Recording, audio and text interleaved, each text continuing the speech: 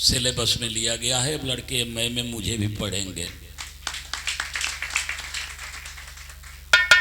और सबसे बड़ी बात है कि बिरहा ने हमें आपको दिया है। मैं आपका भी स्वागत करता हूं, अपने तरफ से प्रणाम करता हूं। और दो लाइन बेचन जी की याद में मैं नए कलाकारों से भी, पुराने कलाकारों से भी, कवियों से भी और श्रोताओं से भी बड़े रुधे हुए स्वर में मैं दो लाइन आप लोगों को कुछ कहने जा रहा हूं।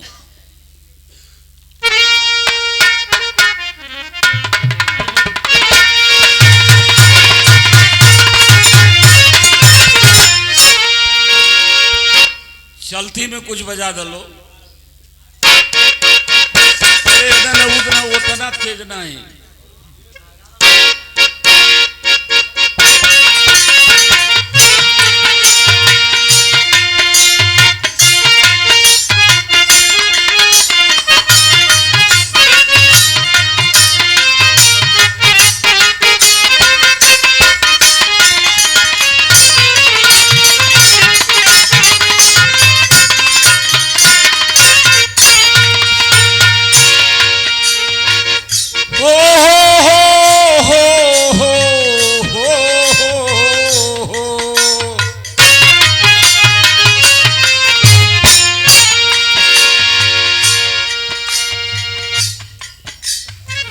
हम कहते जाएंगे, आप समझते जाइएगा।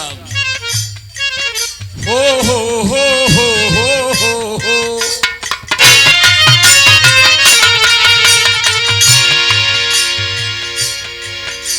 अरे बेचन जी थे बड़े कई पैमाने से, पैमाने से, पैमाने से। अब बेचन जी थे बड़े कई पैमाने से। हो तो शंका हो तो पूछो जाए जमाने से।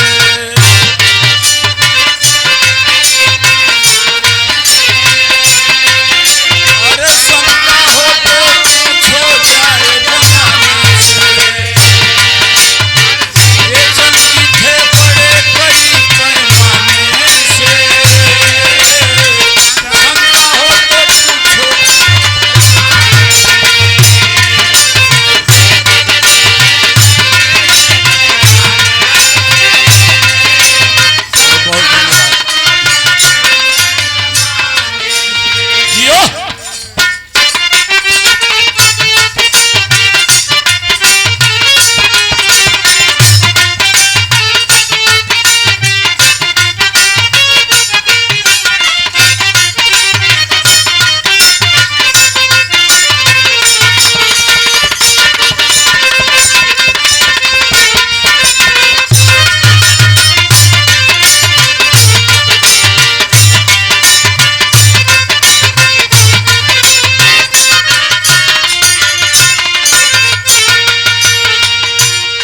कलाकार साथियों, बेचन को पूछना है तो लोगों में जाओ। अरे मोरे रा रा रा रा रा।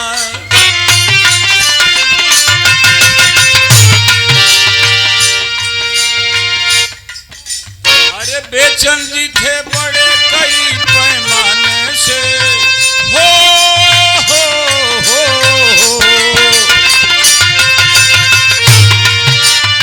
बेचन जी थे बड़े कई पैमाने से।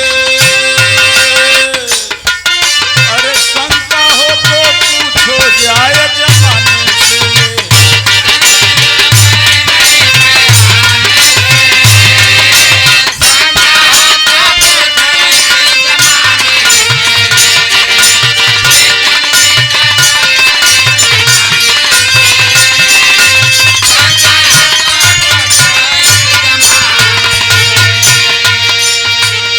एक एक लाइन पर ख्याल कीजिएगा।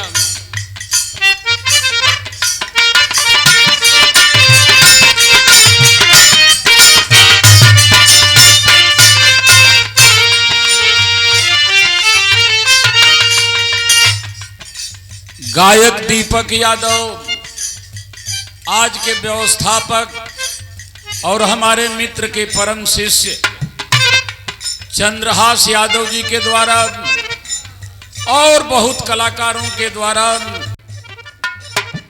हमें सम्मानित किया गया। बहुत बहुत आशीर्वाद आप लोगों को।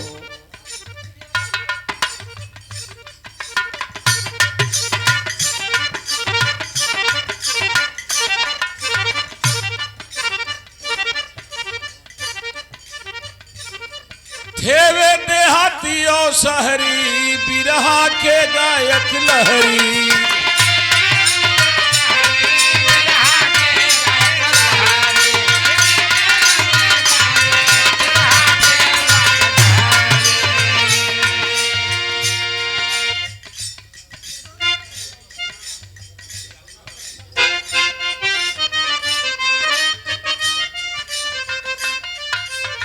साधारण गायक नहीं थे। उनको फरसी नहीं आती थी, लेकिन फरसा टाण घर था। चाहे देहात हो या शहर, हर जगह रंग बेचन जी का होता था। थे देहातियों शहरी बिरहा के गायक लहरी,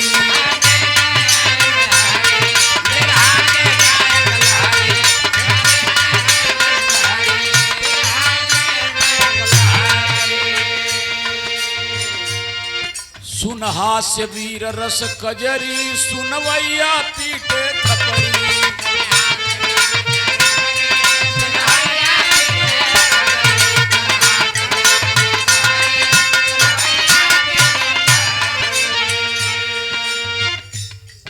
थे देहातियों शहरी बिरहा के गायक लहरी, सुन हास्य वीर यो खजरी, सुनवैया पीटे थपरी उनके गाने से। हो शंका हो तो पूछो जाए जमाने से,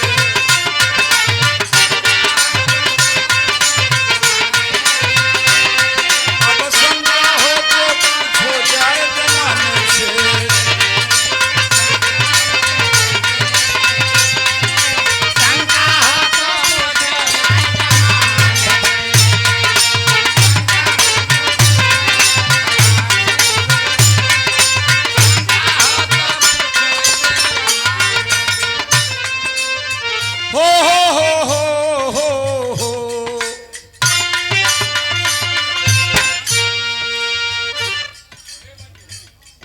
कोई आज तक बुल्लू नहीं हुआ, कोई आज तक रामदेव ने। कुछ इसी में धुन धीरे धीरे बजाते रहो मास्टर, दूसरी दूसरी। लल्ला लर लर लल्ला हो मोरे रारा।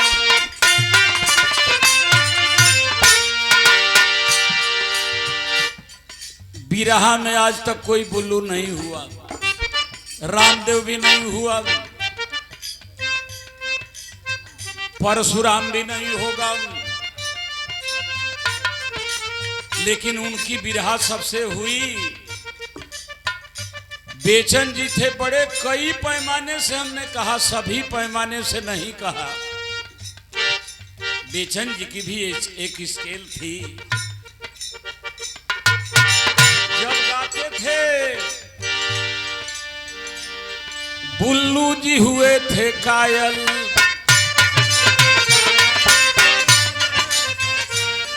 थे रामदेव जी घायल।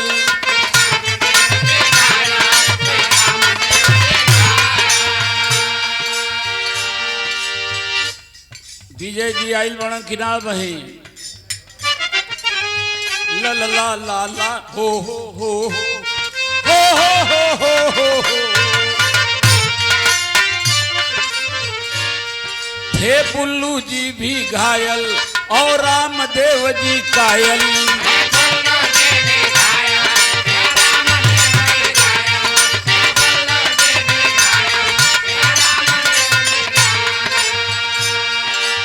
जब वो गाते थे बुल्लू जी से, एक बात पर सबको आश्चर्य हो जाता था, बाद में बताऊंगा।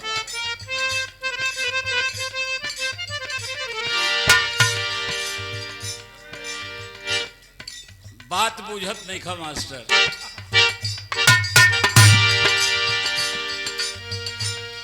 थे बुल्लू जी भी घायल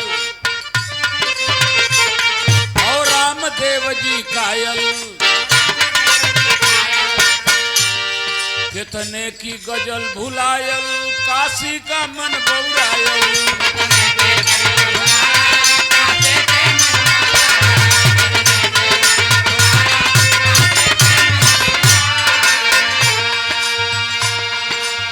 एक चीज बेचन में थी जो किसी में नहीं थी।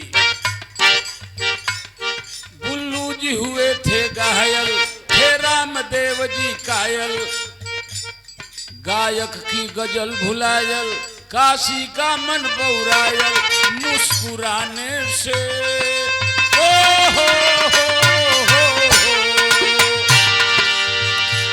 उतना बढ़िया कोई मुस्कुराया गवैया आज तक नहीं। काशी का मन बौरायल मुस्कुराने से। अब शंका हो तो पूछो जाए जमाने से।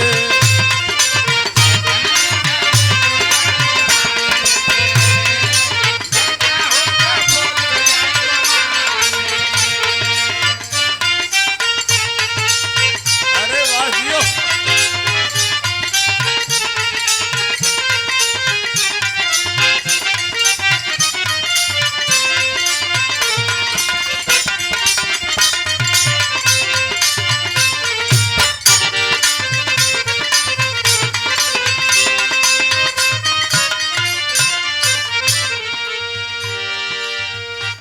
जितना बढ़िया वीर रस का कलाकार उतना ही बढ़िया हास्य रस का कलाकार, करुण रस का कलाकार। भाइयों, विधानसभा अध्यक्ष जहूराबाद जय हिंद पहलवान के तरफ से पुरस्कार, रमेश यादव द हिंदू के तरफ से पुरस्कार, सभी साथी कलाकारों को आशीर्वाद। उनकी बिरहा की चटनी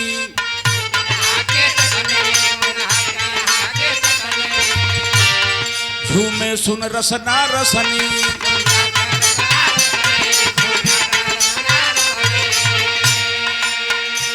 एक जमाना देखे होंगे कैसेट में,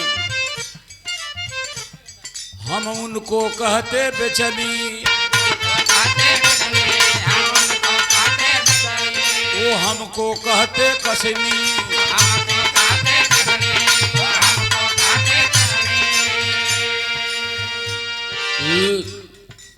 मजाक में हम बेचनी कहते थे कभी कभी, तो हमको कसनी कहते थे। वो हर बेर ना कब, उनको हम कहते बेचनी, वो हमको कहते कसनी।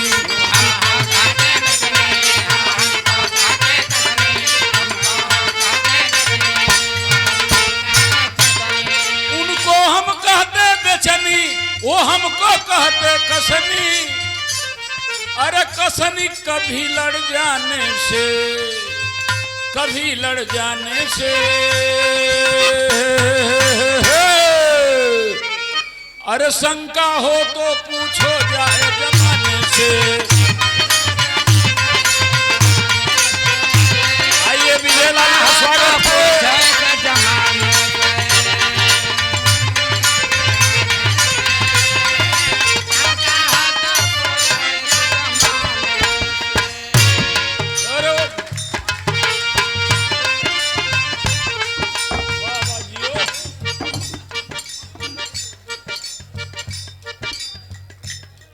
मंत्री जी के पहले किसी को और मंत्री जी के पहले हमारे नेता हैं, इनके पहले किसी को कुछ बोलना था तो हमें ही लोग खड़ा करा दिए। क्या मास्टर? और जो बात हम सोच रहे थे वही हुआ। हो हो हो हो हो हो।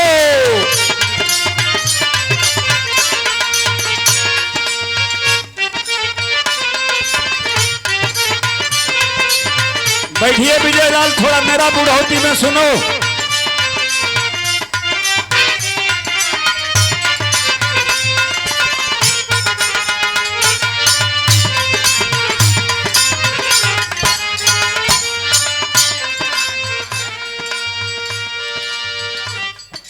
बड़ा सुंदर पुरस्कार और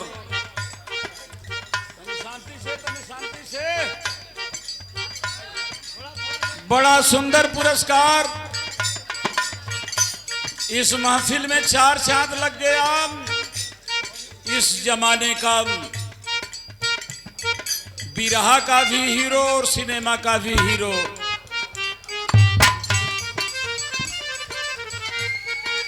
हमारे छोटे भाई विजय लाल यादव जो समाजवादी सांस्कृतिक प्रकोष्ठ के राष्ट्रीय उपाध्यक्ष भी हैं और गायकी के लिए आपको क्या बताऊं, इस नौजवान की पार्टी के बहुत बड़े नेता भी हैं। सुरेंद्र जी भी आए हैं, नए कलाकार भी हमारे सम्मानित आए हैं। तो मैं विजय जी ये कह रहा था, अरे बेचन जी थे बड़े कई पैमाने से, हो।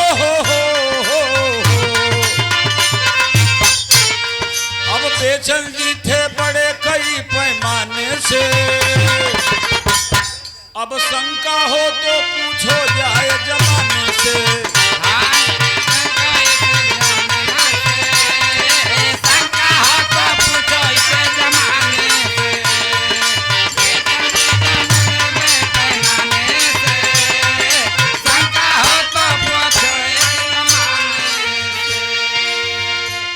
खाली 2 जना टेरी धर बड़ा हाला होता। खाली 2 जना ई कीर्तन ना है, बिरहा है। खाली 2 जना केहू धरो। लला रे लारे लल्ला लारे लल्ला लारे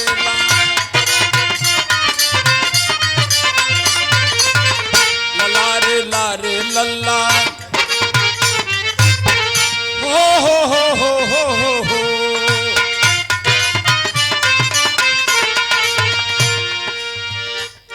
बिरहा को बचाने के लिए YouTube पर मैंने कह क्या दिया, और एक दिन विजय लाल ने हमसे गा क्या दिया। कह दिया कि महीने में 5 दिन गाएंगे, और विजय लाल ने हमसे गा दिया थोड़ा जानबूझ करके, धीरे धीरे गाया। हम बुढ़ौती में क्या करें। अक्टूबर में 12, 13 दूसरे जिले का कार्यक्रम हो गया है कि काशीनाथ अब गा रहे हैं, और नवंबर में भी 15, 16 हमको कहना पड़ रहा है कि भैया हम बीमार आदमी हैं। लेकिन बिरहा जहां जा रही है, जब बिरहा ने ही हमें सब कुछ दिया, बिरहा की बेइज्जती हम नहीं बर्दाश्त कर सकते। मरते दम तक उसे बचाएंगे। मर जाने के बाद चाहे जो भी बिरहा को जितने अश्लीलता में ले जाए। मैं ये कह रहा था विजय जी की बेचन जी के जमाने में बड़े कई पैमाने में, सभी पैमाने में हमने नहीं कहा, मेरी बात तो सुनो। हमने ये नहीं कहा कि बड़ी सभी पैमाने में। एक लाइन बीत गई जो विजय जी आपने नहीं सुना।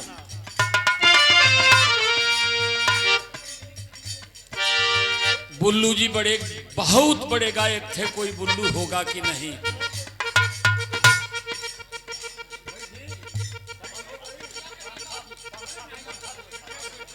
तन 2 मिनट बोला लोग मत पीछे ना ई लोग ना का पंखा लगावे कहता लोग, देखता लोग जो पुरानिया आदमी को गर्म होता। जैसे तो हम लोग हमारी मदद में बढ़ जाए, यो लोग हमारी मदद में। बेचन के बारे में मैं ये कह रहा था, आज कंठ रुधा हुआ। मास्टर तू सुने लगा तड़प, आज कंठ रुधा हुआ है। बुल्लू जी बड़े गवैया थे, रामदेव जी का जोड़ नहीं था। विजय के गजल के सामने लड़का था। हमसे भी गाया है, बेचन से भी गाया, गा भी रहा है हमसे और आप लोगों से जमाने से भी गा रहा है, लेकिन जब बेचन की बात आती थी, बुल्लू की हो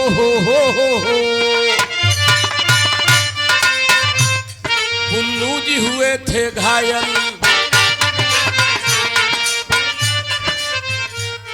थे रामदेव जी कायल।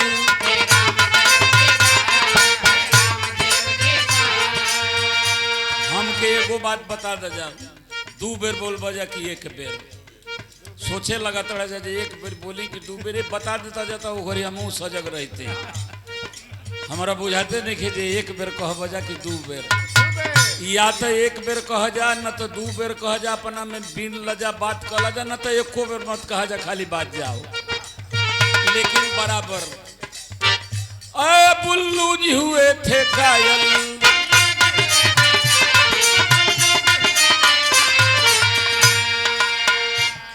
थे रामदेव जी घायल,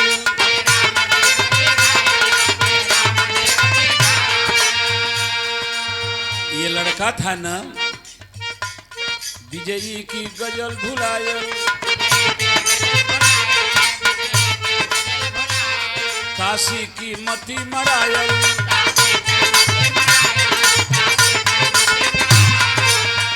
कब काशी की मती मरायल, मुस्कुराने से हो। उतना बढ़िया विरह में कोई हंसा नहीं। विजयी की गजल हेरायल, काशी की मती मरायल, मुस्कुराने से। अरे शंका हो तो पूछो जाए जमाने से।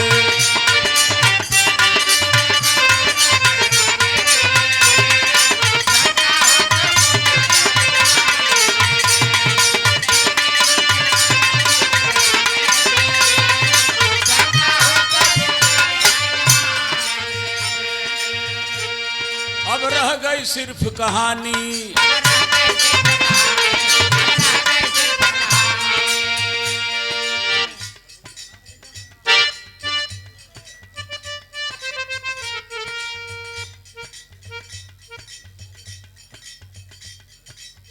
दोस्तों जब याद आती है बात बेचन की,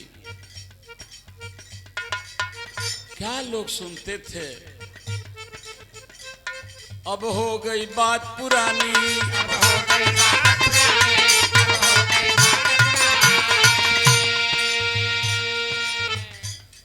कहता मैं बात जबानी,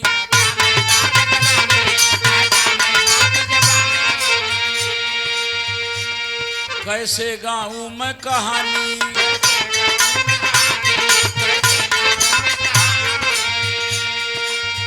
चाहे हमको विजय चाहे आपको, चाहे इन कलाकारों को बिरहा है तुम्हें बचानी।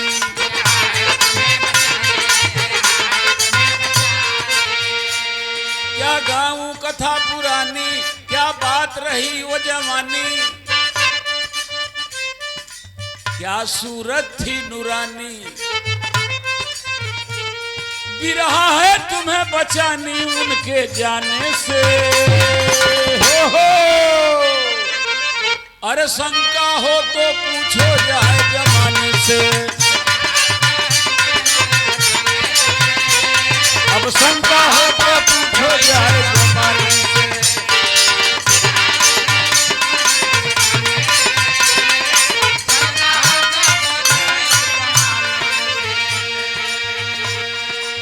शायद हम लोगों की कुछ गलती हो गई, जिसके वजह से छोड़कर चले गए। आखिरी लाइन है,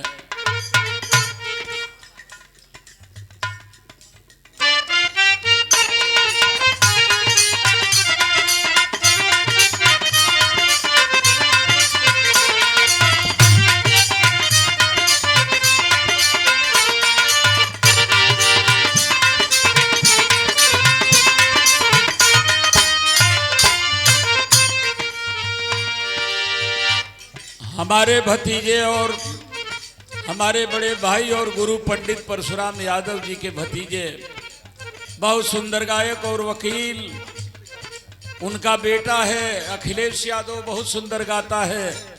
और ये भतीजा है कमलेश यादव, वकील भी हैं और बहुत अच्छे बिरहा के कलाकार भी हैं। गलती जो हुई भुलाव,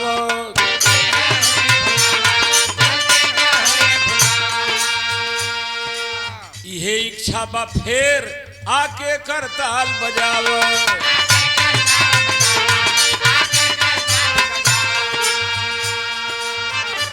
आय अगर नाई हो सकत बात बिरहा के बारे में अगर कुछ कहे के होखे, लिख के एक पत्र पठाव।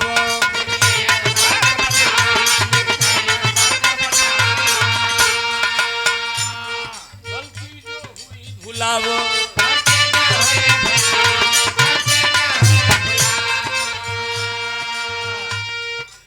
अनुराग यादव बेटे के तरफ से बहुत सुंदर कलाकार है। हमारे तरफ से बहुत बहुत आशीर्वाद उस बच्चे को और सभी कलाकारों को शुभकामनाएं। हमारी विनती है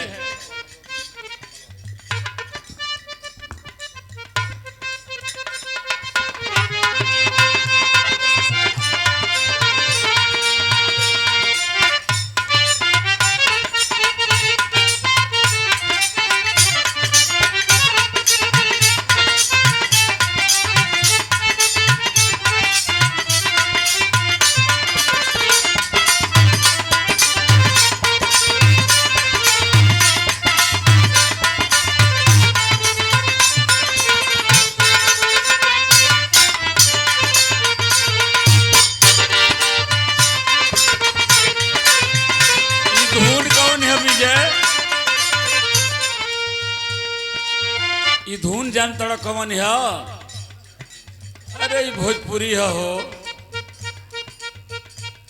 अरे पूरा न करी है दूध जरूरत पानी के, अब पूरा न करी है दूध जरूरत पानी के, अब पानी से ना बूझी आग जवानी के।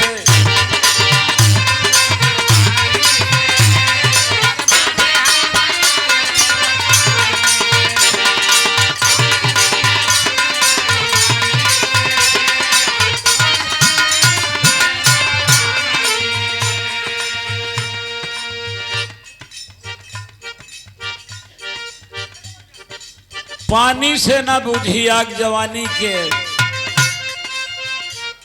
जब केहू से नहीं लागी तो जाई घर से भागी।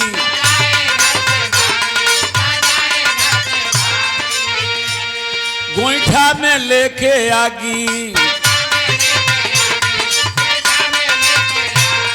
गोईठा में लेकी आगी फूकी खरिहानी के। हो अब पानी से ना बूझी आग जवानी के, अब पानी से ना बूझी आग जवानी के।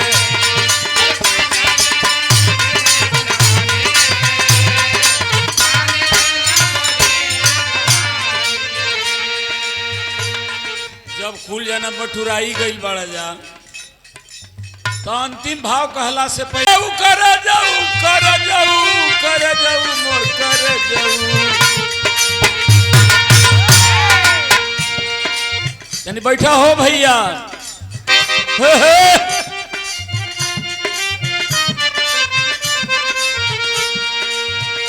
नई नई धुन लड़के सब गा रहे हैं, गाओ।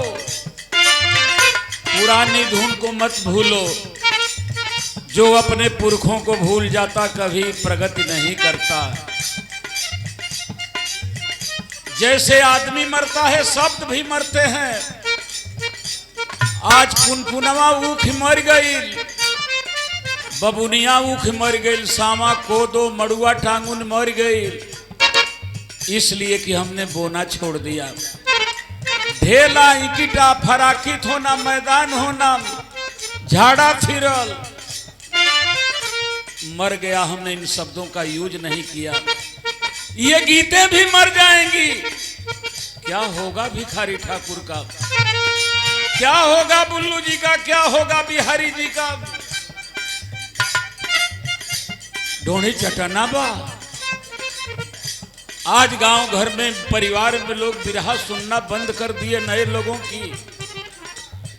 वही बिरहा थी विजय, याद करो हमारी तुम्हारी बिरहा होती थी 10 दिन बच जाता था, आज 12 बजे छोड़ के चले जा रहे हैं। अगर आपकी नाच उतनी पसंद होती और गीत तो सवेरे तक लोग सुनते। और आज भी मैं बिरहा न गाऊं, केवल खड़ा होकर बात करूं, रात भर लोग सुनेंगे। कहां गई वो बात, कहा धुन खराब लगतिया। एगो चुम्मा दे ले जइया हो करे जाऊ।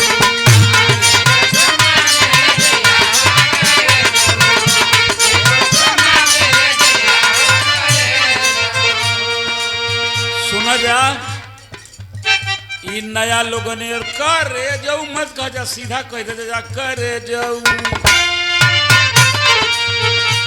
नया लोग टेरी वाला हो हजे ले आके तुरता लोग वहां ले मत जा जा। इ तो हमारी गांव में एगो हमनी के चाचा रहलन, कहलन जे टिबुल ले अइलन रेट पर पानी चलावे खातिर।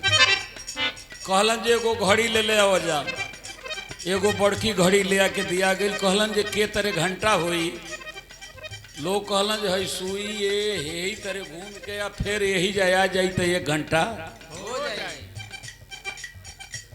तो एक आदमी छोट घड़ी बनले आई। कहलन जे भैया तोहरा में कितना बजी 1 घंटा में के तरह। कहलन जे हमार हई घड़ी यही जैसे घूम के यही जाया जाई तो 1 घंटा हो जाए। कहलन जे सरवा हमके तो बड़ा घर वाला भुलवा दिल बना, एक और यही जैसे घूम के आ जाए यही जैसे 1 घंटा हो जाई। हमार उहे बहादुरगंज, मरदह, गाजीपुर ओकरी बाद होने रसना वसड़ा से होती आई तो अब 1 घंटा बजी। बस फोड़ दिहलन घंटावा बराबर बजी। करे इतना का कहला करे जाऊ जवने में मजा बा। अरे कर जाऊ कर जाऊ कर जाऊ हो कर जाऊ हो कर जाऊ। एगो चुम्मा दिहले जइया हो कर जाऊ।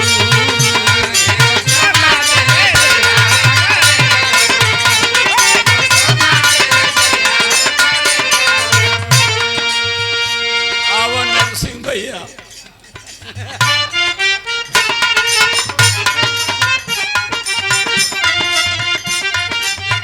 ग्रीनिज बुक वाला कहाँ बना सा? ग्रीनिज बुक वाला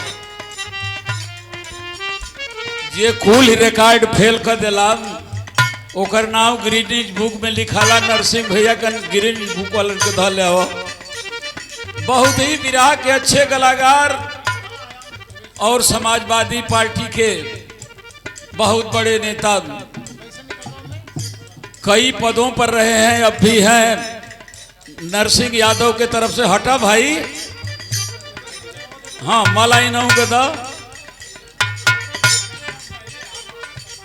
हाँ ठीक है। पुरान संगी हो।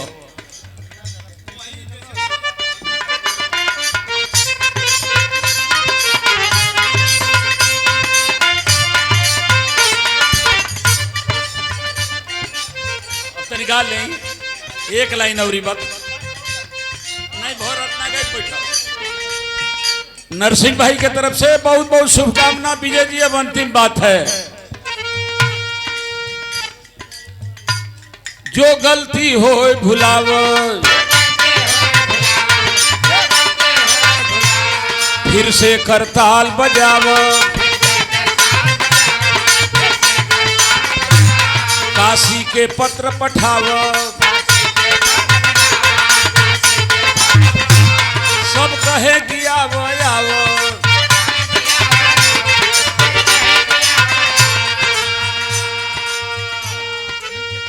हो गई चला, मस्त रहा मस्त रहा मस्त रहा, स्वस्थ रहा तंदुरुस्त रहा।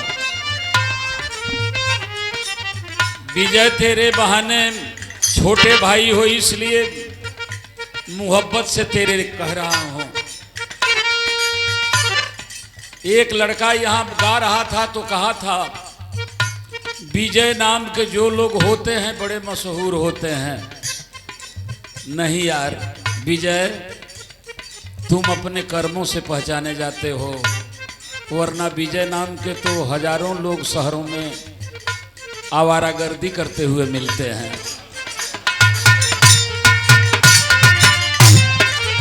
तुम्हारा कर्म है, तुम्हारी मेहनत है, आज तेरे नाम पर तालियां बजती हैं। हमारा शिष्य सुरेंद्र है, ये सारे लोग हैं, कुछ करो भाई। बुल्लू कोई इसलिए नहीं हुआ कि बुल्लू बुल्लू की तरह से गाते थे।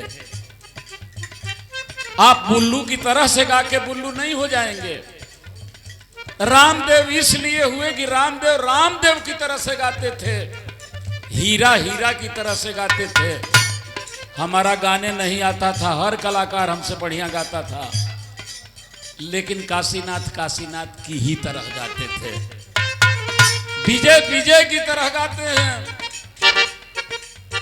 आप भी अपनी एक पहचान छोड़ने के लिए अपने तरह से गाओ और विरह को बचाओ। यही विरह रोजी रोटी दे रही है, सम्मान दे रही है, माला दे रही। ये दुर्दशा। विजय कंधे पर बहुत भार दे रहा हूं सबको लेकर के, और अब तो मैं 10 दिन गा रहा हूं, बस कहने की तो देर है। हमारा कार्यक्रम का भाड़ा मार, अब तुम्ही को गाना पड़ेगा। अभी मेरी बुढ़ौती नहीं है। पीछे बोलता लोग जो सच ही पूछा तो अब ये चौड़ा लिया। जो गलती सभी भुलावो,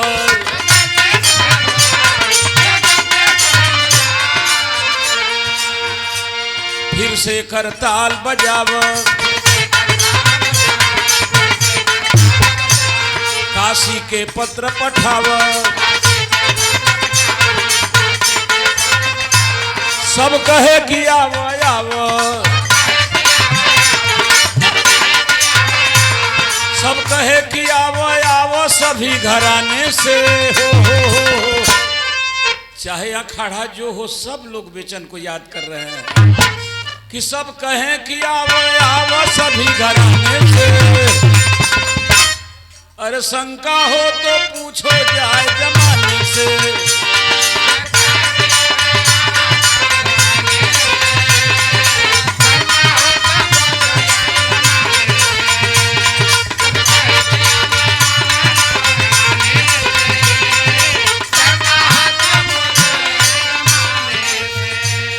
अरे बेचन जी थे बड़े कई पैमाने से, पैमाने से, पैमाने से।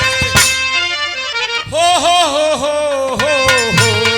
अब बेचन जी थे बड़े कई पैमाने से, पैमाने से, पैमाने से। अरे संग